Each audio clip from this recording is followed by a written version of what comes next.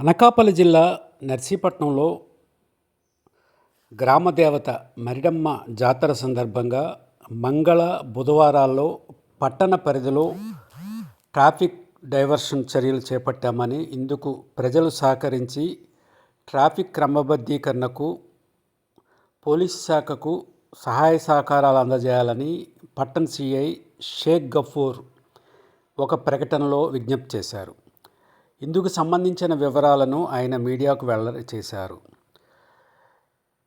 ఈ జాతరకు దేశ విదేశాల నుంచి 1,00,000 మందికి పైగా భక్తులు, కుటుంబీకులు, పట్టణ ప్రజలు తరలి రానున్న దృష్ట్యా పట్టణ ప్రజల ఇబ్బందులు పడకుండా ట్రాఫిక్ క్రమబద్ధీకరణకు చర్యలు తీసుకున్నామని, నర్సీపట్నం మున్సిపాలిటీకి నలువైపులా ఉన్న రూట్లలో ట్రాఫిక్ డైవర్షన్కు సంబంధించిన సమాచారాన్ని పట్టణ ప్రజలు తెలుసుకొని తదనుగుణంగా రాకపోకలు కొనసాగించాలని ఆయన ఈ సందర్భంగా కోరారు. ప్రజల సహకారం అవసరమన్నారు.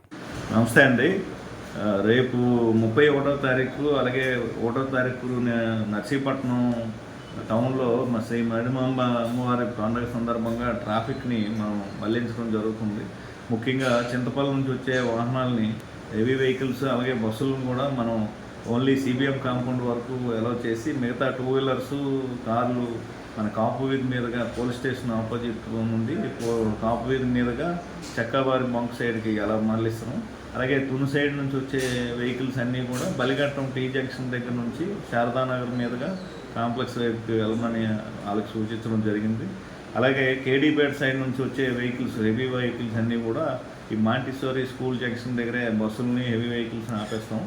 ఓన్లీ ఏవైతే 2 వీలర్సు, కార్లు ఏవి ఉంటాయో అవి సత్యనారాయణ గారి హాస్పిటల్ మీదుగా, ఓల్డ్ మున్సిపల్ ఆఫీస్ మీదుగా, పోలీస్ స్టేషన్ ముందు నుంచి అలాగే కాఫీ మీదుగా వాళ్ళు వెళ్ళవచ్చు.